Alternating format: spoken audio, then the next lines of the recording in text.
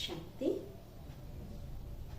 ప్రశాంతంగా, నిశ్చింతంగా, టెన్షన్ ఫ్రీగా జీవించటానికి కొన్ని విషయాలపైన మనం ఫోకస్ చేసుకుంటూ ఉండాలి. గతం ఫుల్ స్టాప్, గతః. వర్తమానం సరైన ఆలోచనలతోని సరైన కర్మలు చేయాలి. అది నాకు నచ్చేలాగా, నేను చేసే పని ఇతరులకు నచ్చేలాగా, ఆ పరమేశ్వరుని కూడా నచ్చేలా ఉండాలి. తర్వాత అందరితో ఆశీర్వాదాలను తీసుకోవాలి.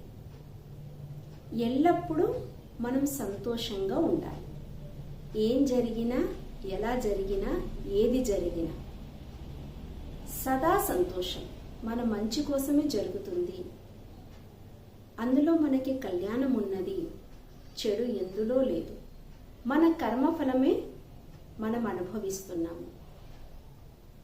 గతము మంచే, వర్తమానము మంచే, భవిష్యత్ ఇంకా బాగుంటుంది. శుభకరమైన ఆలోచనలు చేసేవారు, అందరి కళ్యాణం కోరి చేసే పనులు ఎప్పుడు కూడా విజయవంతంగా, ప్రశాంతంగా జీవించటానికి ఆధారం అవుతాయి. మనం చేస్తున్న ఆలోచన మంచిదైనప్పుడు, మన కర్మలు బాగున్నప్పుడు మనం చింతించవలసిన అవసరం లేదు. అశుభం కూడా శుభంలో మార్చబడుతుంది. పంచభూతాలు, పరమాత్మ మనం చేసిన కర్మఫలానికి రిటర్న్ ఇస్తారు. మనం ఏది ఇస్తున్నామో అది తిరిగి పొందుతామని గుర్తుపెట్టుకొని కర్మ చేయాలి. మంచి చేసేవారికి ఈ రోజు కాకపోయినా రేపైనా మంచే జరుగుతుంది. చెడు కర్మకు ఫలితం చెడే ఉంటుంది.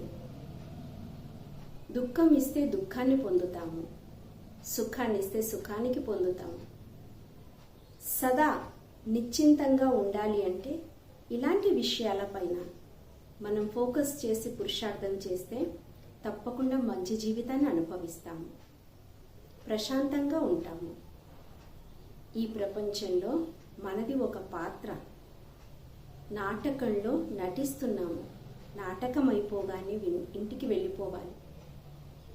ఏది శాశ్వతం కాదు, ఎవ్వరూ శాశ్వతం కాదు అనే విషయం గుర్తుంటే కూడా నిశ్చింతంగా ఉంటారు. ఎవరు ఏది తీసుకుపోరు, ఏది వెంట రాదు. ఇది గుర్తున్నప్పుడు మనం నిశ్చింతంగా, ప్రశాంతంగా ఉంటాము. కొన్నిసార్లు మర్చిపోతాం కాబట్టి నేను అనుకున్నది జరగటం లేదు, వీరిని నమ్మి మోసపోయాను, వారు ఇటువంటి వారు, ఈ ఆలోచనలతో అశాంతి, అలజడి మనం అనుభవిస్తాం. కాబట్టి వీటికి ఫుల్ స్టాప్ పెట్టండి. Always be happy. ఓం శాంతి.